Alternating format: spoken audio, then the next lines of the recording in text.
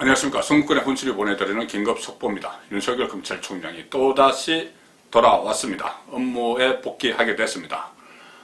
추미애 법무부 장관이 검사 징계위원회를 열어서 정직 2개월 징계 처분을 했죠. 그리고 그것을 문재인 대통령에게 제청을 했고, 문재인 대통령이 최종 재가를 해서 윤석열 총장이 직무가 정지되어 있어 지금 그동안 집에만 있었죠. 대검에 출근하지 못하고. 근데 대검에 출근을 하게 됐습니다. 하게 되면 지금 여러 가지 임무가 있게 되는 것이죠. 자, 하나씩 소개를 해드릴 텐데, 지금 반대편에 있는 문재인 대통령은 지금부터는 그냥 레임덕에 빠져드는 그런 초위기 상황으로 갈 수밖에 없는 구도가 됐습니다. 서울행정법원 행정 12부조 홍순욱 부장판사가 이 윤석열 총장이 제기한 정직 2개월 징계 처분의 집행정지 사건, 가처분 신청 사건이죠. 그 사건에서 윤석열 총장의 손을 들어줬습니다. 시급히 업무에 복귀할 필요가 있다. 자, 그렇게 해서 일단 이 취소를 시켰습니다. 이 집행을 취소를 시켰기 때문에 윤석열 총장은 다시 대검에 돌아가서 검찰 수사를 지휘하는 그런 위치에 다시 서게 된 것이죠. 22일 날 1차 신문 기일이 있었는데 이틀 만에 열린 2차 신문 기일, 예상보다 빠르게 1시간여 만에 끝났습니다. 그래서 아마 양쪽이 제출한 자료를 충분히 다 검토를 했고, 홍순욱 부장판사가 그래서 어떤 결론을 내려놓고 미리 초안까지 판결문, 결정문을 다 잡아놨다가 오늘 양쪽을 불러서 마지막으로 확인을 하고 지금 결정을 신속하게 내린 것 아니냐, 그렇게 짚히고 있습니다.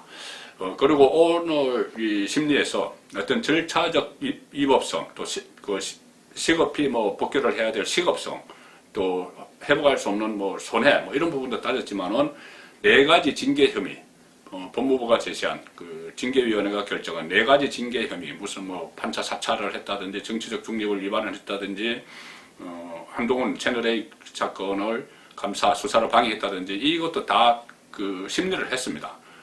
신속하게 이 심리를 하고 다 이것저것 이모저모 다 따져서 내린 결론이기 때문에 의미가 더 큰 것이죠.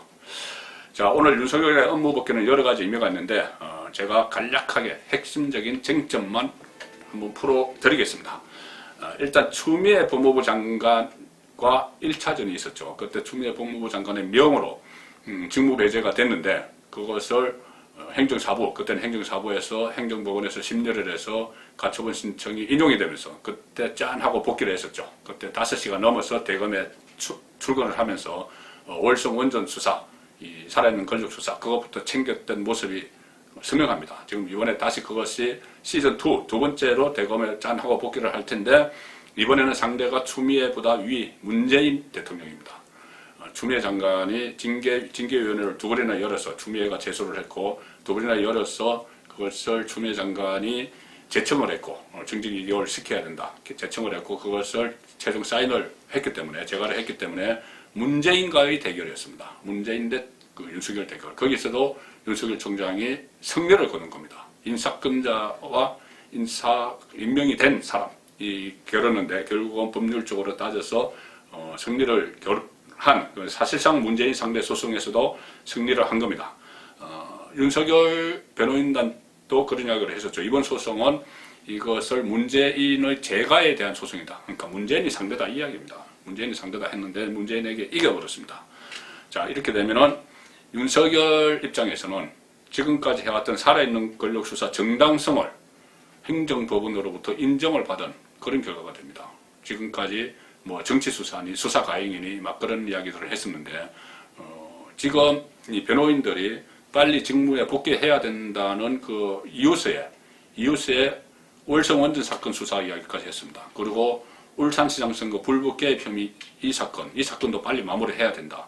그리고 아주 새로운 중요한 사건도 있을 수 있다. 자, 이런 이야기를 했습니다. 그러니까 우리가 권력 수사를 빨리 해야 되기 때문에 살아있는 권력 수사를 해야 되고, 거기에서는 쓰지 않았지만 공수처가 곧 출범을 하면은 그 권력 수사를 전부 다 가져가 버려서 뭉개버릴 거기 때문에 우리가 지금 빨리 해야 된다. 이런 주장들을 막 했는데 이것이 먹혀들었다. 그래서 상당히 중요한 의미가 있는 것이죠. 법원에서 권력 수사의 필요성을 인정을 했다. 자, 이렇게까지 이야기를 하고 있습니다.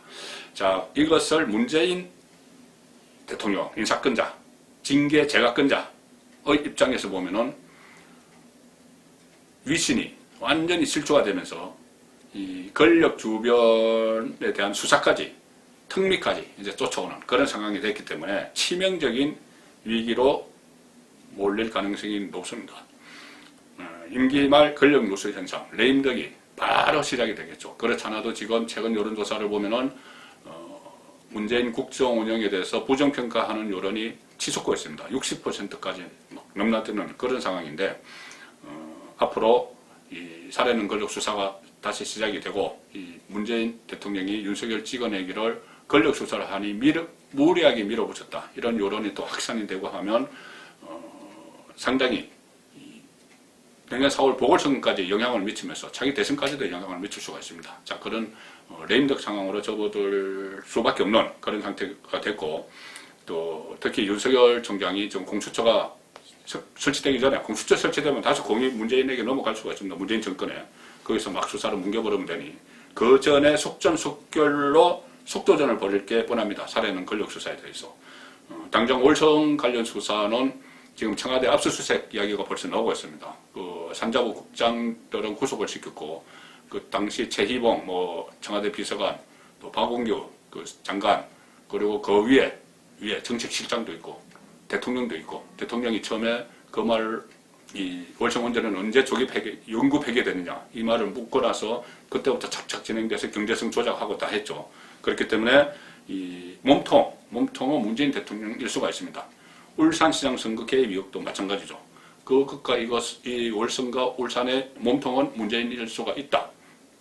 현직 대통령이기 때문에 기소는 할 수 없어도 수사는 가능하지 않느냐. 그래서 청와대에 압수수색 영장을 청구를 해서 청와대에 압수수색을 하러 가고 그런 상황들이 지금 벌어질 수가 있습니다.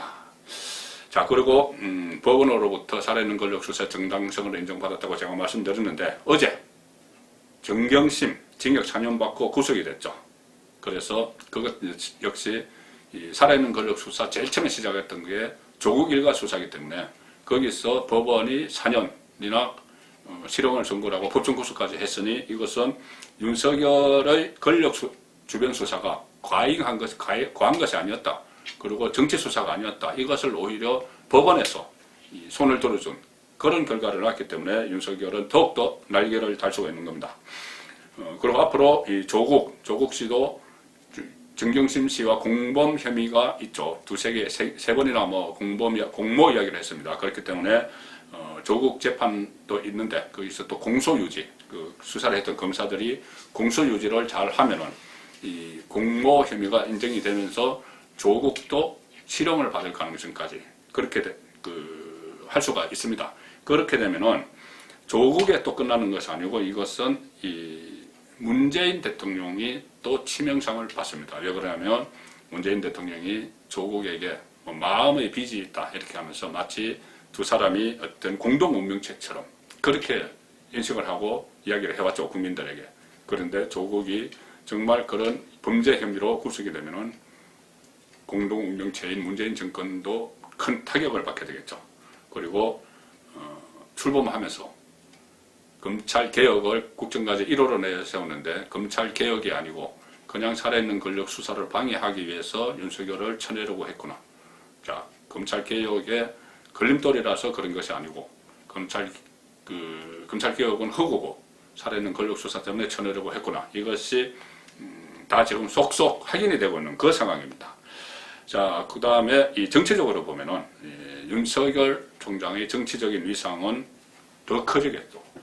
지금도 자기 대권 주자 반열에 올라 있고 여론조사 1위까지 나오고 하는데 법원에서 이렇게 잇따라 윤석열 손을 들어주면서 이것은 정치 수사가 아니었다. 정당한 권력 수사를 하다가 탄압을 받은 것이다. 자, 이런 결론을 지금 법원에서 내주고 있는 겁니다. 이런 인식이 확산이 되면은 지금은 어떻게 보면 범보수청을 중심으로 지지율을 얻고 있는데 분석을 보면 그렇습니다. 그런데 앞으로 중도층에도 좀 더 뻗어나갈 수 있는 그런 계기를 마련해 주지 않겠나.